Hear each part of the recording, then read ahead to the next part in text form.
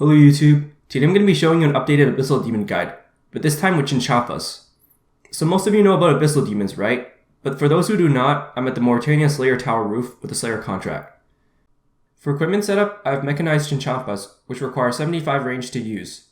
Basically, these Chinchompas are obtainable from invention. So first, you must discover the blueprint, then after that, you can craft 50 of them by using 50 red Chinchompas, 65 plated and connected parts, and 5 living components. But first you need to discover the blueprint, which requires 50 invention, and you also must be aligned to Cave Goblin task to even unlock the blueprint. However, if you don't have the invention requirements, you can simply buy them off the GE. Although the guide price right now says 20k, it actually buys for a lot lower than that, since due to a recent update, Jagex buffed it so the production costs are a lot cheaper. I usually carry around 35 or so every task, so I think it should be more than enough. For my offhand, I brought Ascension Crossbow, while my Elf City Quiver is holding Ascension Bolts. Now those of you who are splashing against Abyssal Demons may think Abyssal Bane bolts actually help here, but that's not the case actually. This is because you're using main hand Chinchompas, and because you don't use any ammo on your main hand from your quiver, and the fact that offhand range weapons do not benefit from the effects of Bane related ammo, it actually does not work. I also have full Slayer helmet, which is really self-explanatory. I'm wearing 4 pieces of Demon Slayer set: the body, the legs, the gloves, and the boots.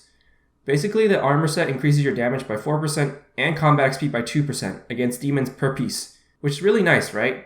However, if you have augmented armor, I suggest bringing it here instead, because with Genocidal and Demon Slayer perk, it's an additional 14% damage alone. But since I don't have that perk, I decided to use Demon Slayer gear instead. You can also bring Morytania legs 4 for additional 10% more Slayer XP, but I'm not really interested in that. The amulet I'm using is Farsight Range Amulet, which is the range version of Blood Amulet. Normally I would have suggested Amulet of Zealots, but because you'll sometimes splash, I would advise using another amulet instead, and I'll explain later how it works. The aura I'm using is Inspiration Aura. It's actually a really good aura to use here, since because you're dealing lots of hits, you gain lots of adrenaline fairly quickly. I mean, it's optional, but it's quite helpful here. Collector's Insignia is optional, but I like how it helps with rare drop table items. You know, maybe a small chance of brawling gloves. The rest of my equipment's pretty self-explanatory. For my inventory setup, I have Aggressiveness Potions, which make all these monsters around you aggressive for a little over 6 minutes. Unlike Scrimshaw of Aggression, however, this potion can actually make multiple monsters aggressive to you at once, which is actually really OP. Holy Overloads are the most ideal for the Slayer task. I also brought Replenishment Potion, which is basically an Adrenaline Potion with a Super Restore combined. I would also advise bringing 2 regular Prayer Potions instead.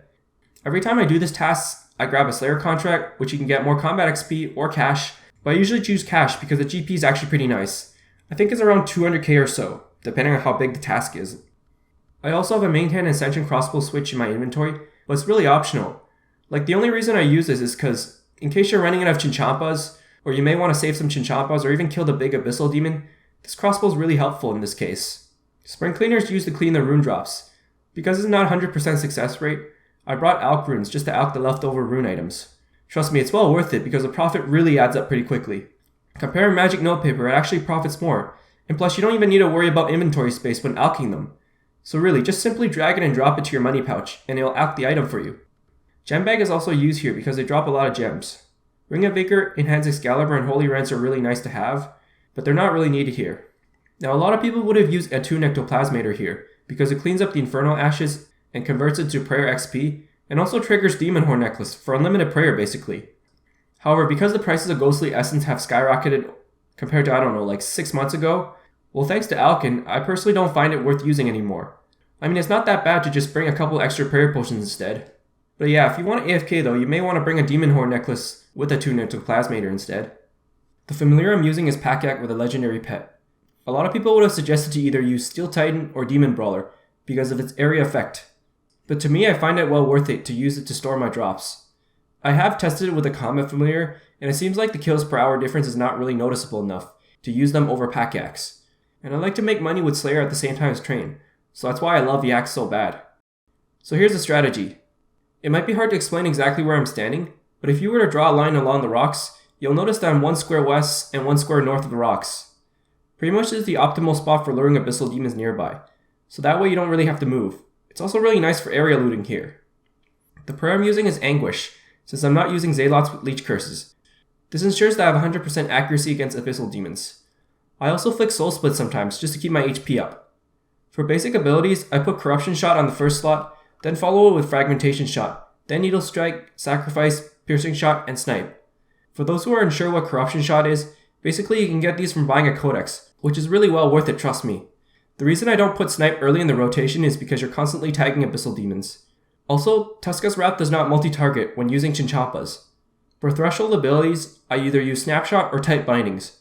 Bombardment is also great here since it does really high AoE damage. The ultimate ability that's really helpful here is Deadshot, so you don't really need Death's Witness here. With Chinchompas, you can literally one-hit KO massacre all the Abyssal Demons at once, every time you use it. Pretty much if you stand where I'm standing, you should just keep the area loot interface open, but because Auto Retaliate does not work with area loot, you must keep retagging new Abyssal Demons that haven't previously attacked you. It's a little bit of effort, but since I like to make money with Slayer, I'd say it's well worth it, honestly. As for aggressiveness potions, if you're like under 50 kills before you're done your task, you might want to avoid drinking them because that's going to be a pain in the ass to get a new task. Morvern is surrounded by Isleworth elves, so they'll keep interrupting you by attacking you, or else you'll have to wait till it wears off. The drops here are quite amazing.